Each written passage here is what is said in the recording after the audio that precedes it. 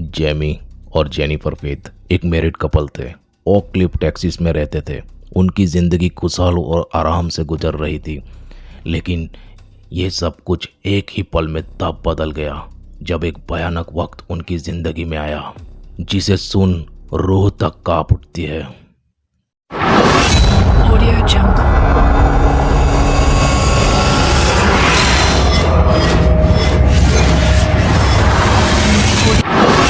Audio Jungle. 9 अक्टूबर 2020 Friday की सुबह थी। जेमी और जेनिफर अपने कुत्ते के साथ डेली मॉर्निंग वॉक पर निकले थे। उस दिन भी वही रूटीन फॉलो कर रहे थे जब अचानक एक मास्केड आदमी सामने आता है और बिना कुछ बोले जेमी पर एक के बाद एक धड़ाधड़ 7 गोलियां उतार देता है। वो तब तक गोली मारता रहता था जब तक कि गोली खत्म ना हो जाए। इस हमले के बाद उसने जेनिफर के हाथों को टेप से बांध दिया और उसकी अंगूठी चुराने लगा। फिर एक काले पिकअप ट्रक से भाग निकला। हत्या की क्रूरता ने जांचकर्ता को यह मानने पर मजबूर कर दिया A Dallas woman who convinced a man to murder her husband will spend the rest of her कोई life in साधारण prison. हत्या या लूट नहीं थी, लेकिन सवाल उठता है कि कौन जेमी को मारना चाहता था, जो सबका प्रिय था। जेमी फेथ अपने फ्रेंड और फैमिली के बीच बहुत ही पसंदीदा इंसान थे। वो अपनी प्रोफेशनल और पर्सनल लाइफ में सबको प्यार और इज्जत से ट्रीट करते थे। उनकी किसी से कोई दुश्मनी नहीं थी।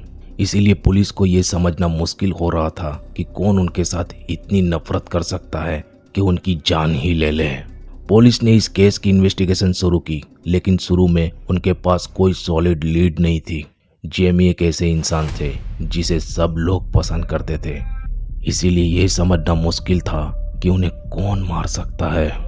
जेनिफर, जो इस अटैक में बच गई थी, उसने पुलिस के साथ फुल कोऑपरेशन किया। Devastating. I teeter between completely heartbroken and completely devastated. लेकिन धीरे धीरे इन्वेस्टिगेशन ने कुछ ऐसा राज खोला जो सबको हैरान कर देने वाला था।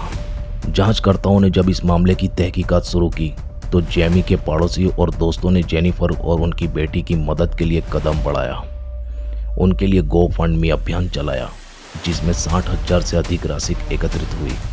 लेकिन जैसे जैसे जांच आगे बढ़ी, सच्चाई सामने आने लगी। इन्वेस्टिगेटर्स ने फोन रिकॉर्ड, ईमेल और जेनिफर की एक्टिविटीज़ को क्लोजली इन्वेस्टिगेशन करना शुरू कर दिया। यहीं पर उन्हें एक शॉकिंग ट्रूथ पता चला। जेनिफर का एक अफेयर चल रहा था जो उसने अपने हस्बैंड से, जेमी से छुपा कर रखा था। जनवरी 2021 में पुलिस ने टेक्सास में एक डेरिक लोपेज नाम के व्यक्ति को गिरफ्तार किया। लोपेज, जो जेनिफर का हाई स्कूल प्रेमी था, जेमी की हत्या का असली दोषी वही था। जांचकर्ताओं को पता चला कि जेनिफर और लोपेज ने कोरोना की शुरुआत में ऑनलाइन एक दूसरे से फिर से संपर्क शुरू किया था। कुछ ही दिनों में वो एक दूसरे के प्यार में पड़ गए और रोजाना सैकड़ों संदेश को आदान प्रदान करने लगे। लेकिन जेनिफर ने लोपेज से कहा कि उसका पति जेमी उसे प्रताड़ित कर रहा था, परेशान कर रहा था, जो कि एक झूठ था। जेनिफर ने लोपेज को यह यकीन दिलाया कि ये जेमी उसे और उसकी बेटी को नुकसान पहुंचाएगा अगर लोपेज ने कुछ नहीं किया।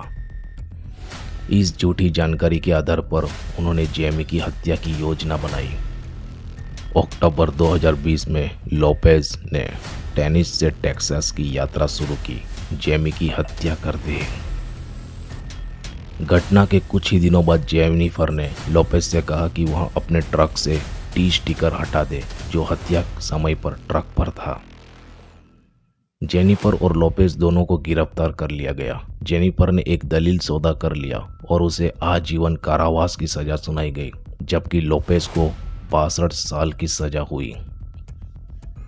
एक ऐसा कपल जो दिखने में बहुत ही खुश और परफेक्ट लगता था, उनकी जिंदगी पीछे इतनी गहरे सीक्रेट छुपे थे जो किसी को सोचने पर मजबूर कर देते हैं।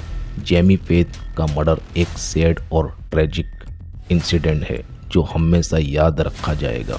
जेनिफर की बेट्रेल ने सबको शॉक कर दिया और यह केस इस बात का सबूत है कि कभी कभी जिंदगी में चीज़ें वैसी नहीं होती जैसी वो दिखाई देती है। इस कहानी ने सबको हिला कर रख दिया और आज भी ये केस लोगों के लिए एक सबक है। तो दोस्तों, अगर ये कहानी आपको पसंद आई हो तो प्लीज़ चैनल को सब्सक्राइब करें और वीडियो अच्छा लगा हो तो एक लाइक ज़रूर करें। मिलते हैं अगले वीडियो में, तब तक के लिए जय हिंद।